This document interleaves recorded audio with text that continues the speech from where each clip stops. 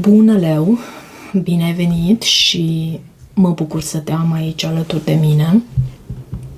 Flăcările gemene nu sunt doar o poveste de iubire. Ele sunt oglinda sufletului nostru, acea întâlnire care ne provoacă, ne vindecă și ne trezește către cine suntem cu adevărat. În această etalare vom descoperi ce îți reflectă această conexiune acum și care este următorul pas al călătoriei voastre spirituale. Și am să te rog să îmi dai voie să extrag cărțile pentru fiecare poziție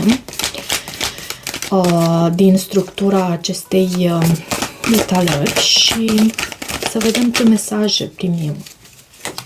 Vreau să-ți spun că sunt și puțin răcită și de aceea vorbesc și așa de greu. De aceea, de asemenea, nici nu am putut să vin cu citirile până acum. Și hai să vedem. Flăcările gemene. Ce mesaje avem pentru Leu? Mesaje pentru Leu.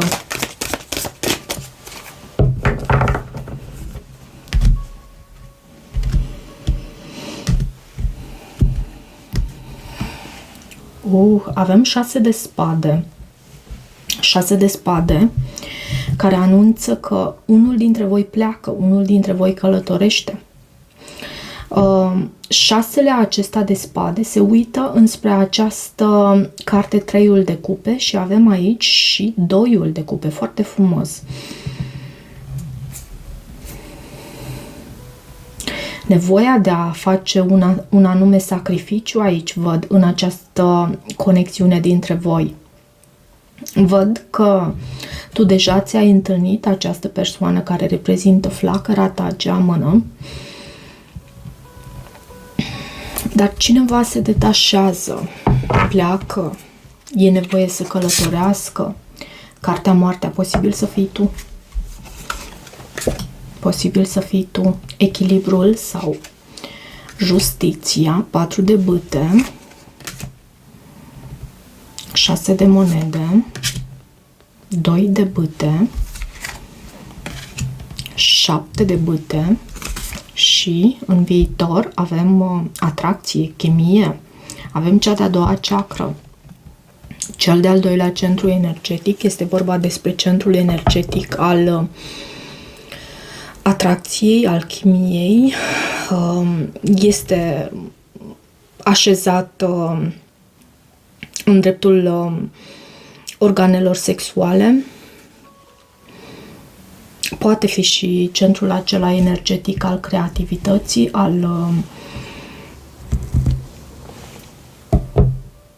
care vorbește despre a crea în cele din urmă, despre a aduce la viață.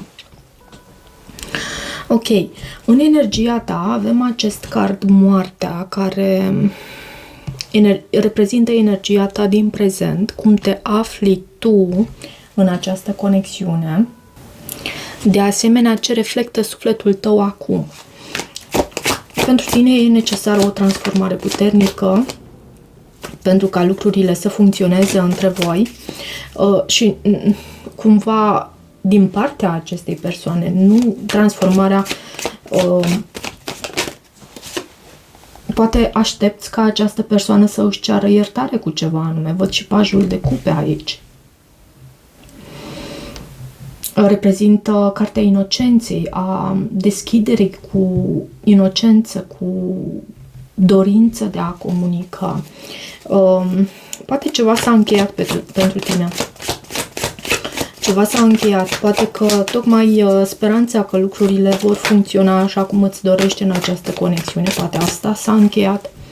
2-ul de bâte. Ești la o răscruce de drumuri și nu știi ce să alegi. Da, și pajul de bâte. Nu știi dacă poți să alegi. Avem cei 2 paji, pajul de cupe, pajul de bâte.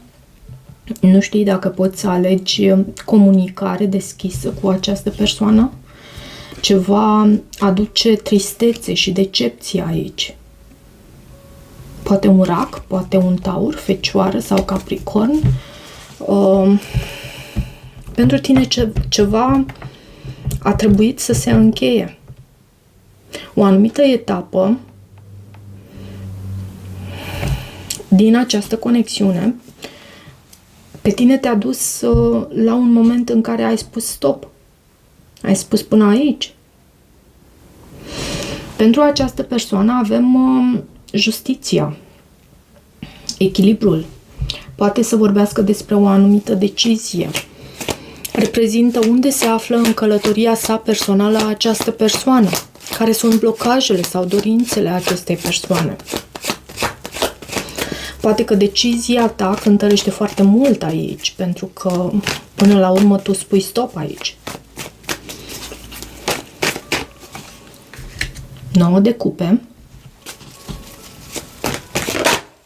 și asul de bâte. Este foarte atrasă de tine această persoană?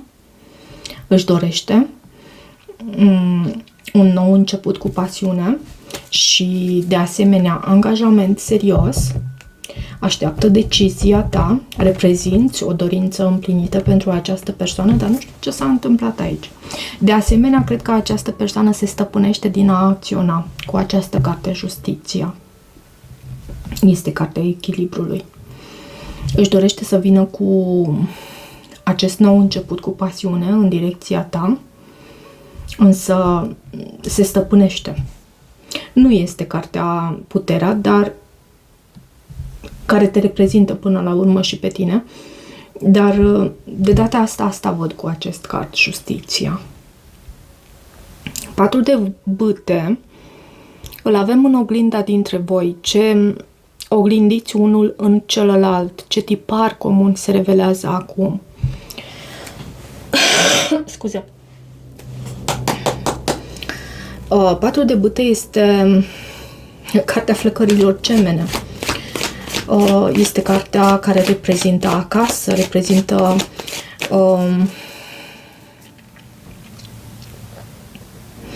poate vă doriți o casă împreună sau ați avut acest vis împreună. Însă 4 de bâte este și o carte a stabilității. Lumea. Mai dăm eu cartea aici. De ce 4 de bâte și lumea? Temperanța. Avem semnele fixe reprezentate aici. Leu, vărsător, taur, scorpion. De asemenea, săgetătorul este reprezentat. Iarăși. Și 10 de monede.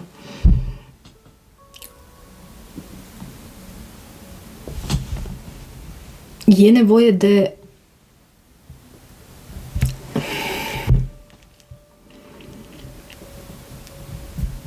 răbdare,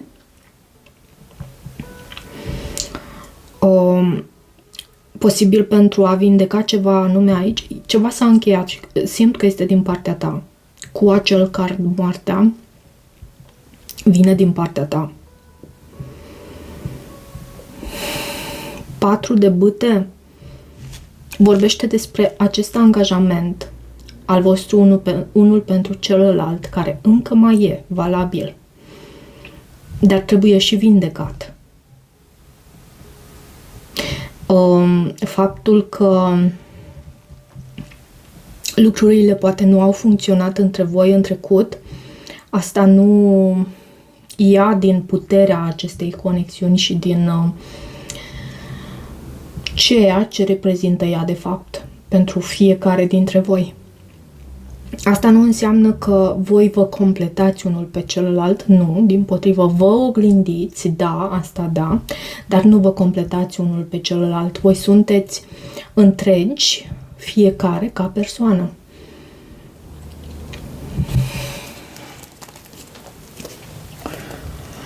În această conexiune există doar oglindirea aici. 6 de monede vorbește despre generozitate, despre abundență, atât în planul material cât și în planul spiritual.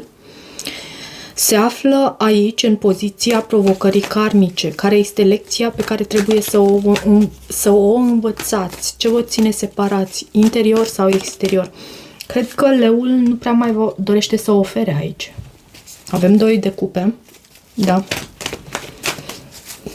Cineva s-a retras de aici din această dinamică, pentru că a întors spatele. Cărțile mă susțin pentru că a simțit toxicitate. Voiam să spun toxicitate, dar după aia m-am gândit, stai un pic, că nu am văzut diavolul deloc aici pe masă.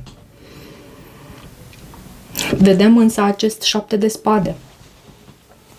Leul și 3-ul de spade. Leul a fost rănit extrem de puternic aici. Și știi cum se spune că nu ne rănesc cei pe care nu îi avem aproape. Ne rănesc tocmai cei care îi ținem foarte aproape în sufletul nostru. 2-ul de bâte este în vindecarea necesară. Ce are nevoie inima ta să vindece, ce are nevoie să vindece flacăra ta geamănă. O decizie. Nu vorba despre o decizie. Decizia de a... Și să știți că flăcările gemene nu presupun automat și faptul că veți rămâne pentru totdeauna împreună în această viață. Poți să alegi să înveți lecția, să vezi ce oglindește în tine flacăra ta geamănă și să vindeci la tine ceea ce este de vindecat și să îți vezi de drumul tău. Justiția, o altă carte pentru decizie. Poți să ai de-a face cu o balanță aici, iarăși. Și nu pot să trec mai departe fără a-ți arăta acest 4 de spade care poate să vorbească despre o pauză. Deci, acea decizie de a pune pauză aici pentru unii dintre lei este vorba și despre așa ceva. Deci, justiția.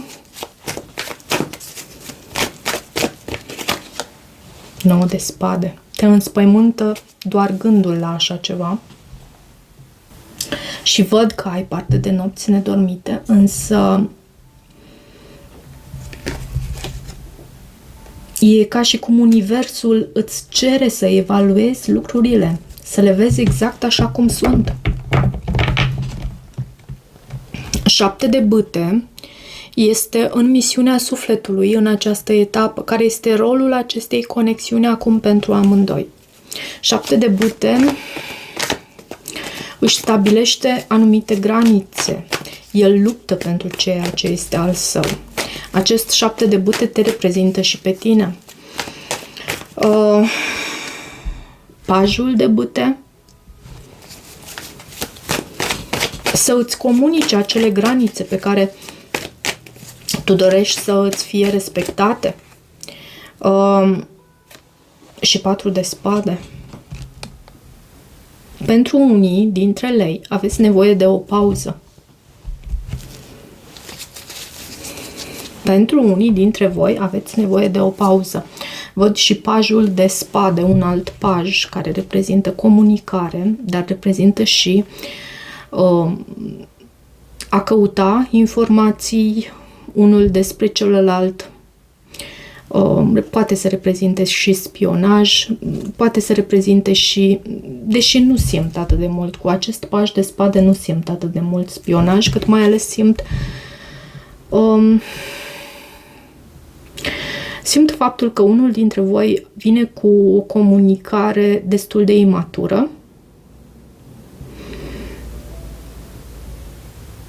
iar la tine simt cel mai mult faptul că e necesar, simți lucrul acesta, și anume acela de a-ți seta granițele sănătoase. Simți că te pierzi pe tine în această conexiune și ai nevoie să te regăsești. De aceea avem acest stand your ground. În viitorul apropiat avem acest card, a doua ceacră, al doilea centru energetic. Spre ce energie vă îndreptați în următoarele luni? De ce acest card pentru soarele? Este cartea ta. Poate că aceste granițe pe care tu reușești să le setezi vă va aduce succesul. De ce soarele? Și această carte 3 de spade. Ok, și regina de monede. Mai dă-mi o carte. De ce acest 3 de spade? Spânzuratul întors a venit.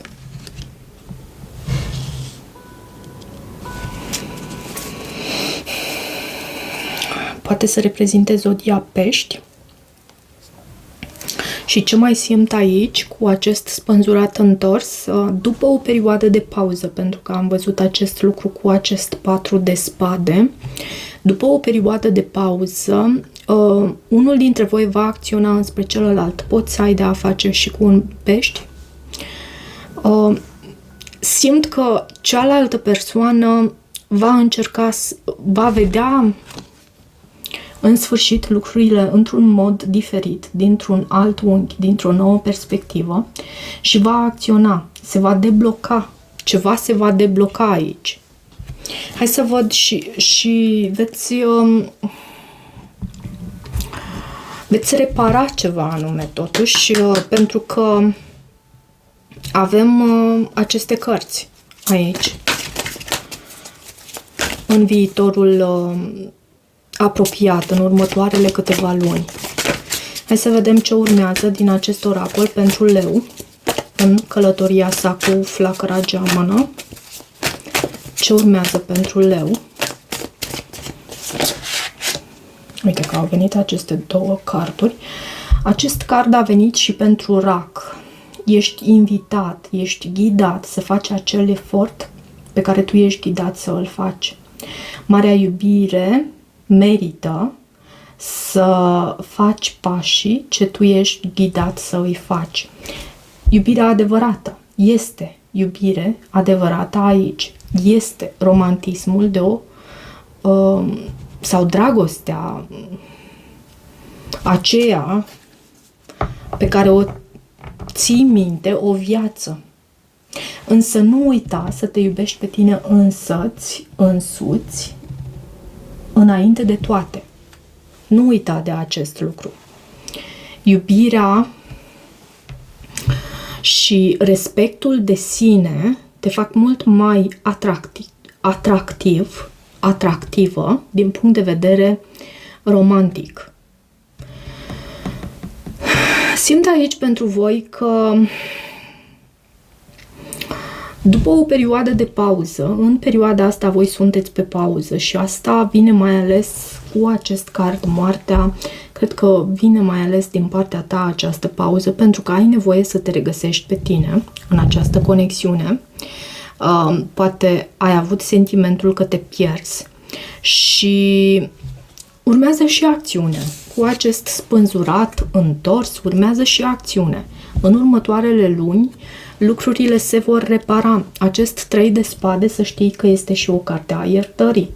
Este o carte care anunță faptul că va trebui să dai dovadă și de iertare.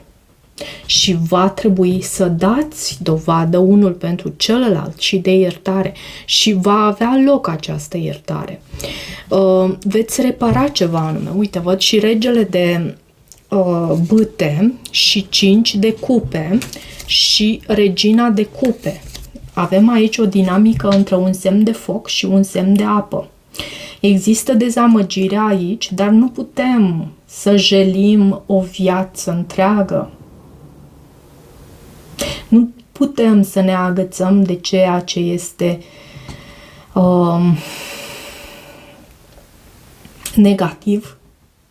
Nu putem să trăim o viață întreagă în tristețe, în supărare, în dezamăgire. Avem nevoie să ridicăm privirea sus spre cer și să trăim viața și altfel. Da, pentru unii dintre voi asta simt aici. Acum, dacă rezonează cu tine, nu uita să te abonezi canalului, să mai treci pe aici, să-mi lași o apreciere și un feedback al tău. Poți să devii și membru al acestui canal dacă îți dorești acest lucru. Pentru citiri private găsești detalii în descrierea videoclipului. Eu îți mulțumesc și toate bune!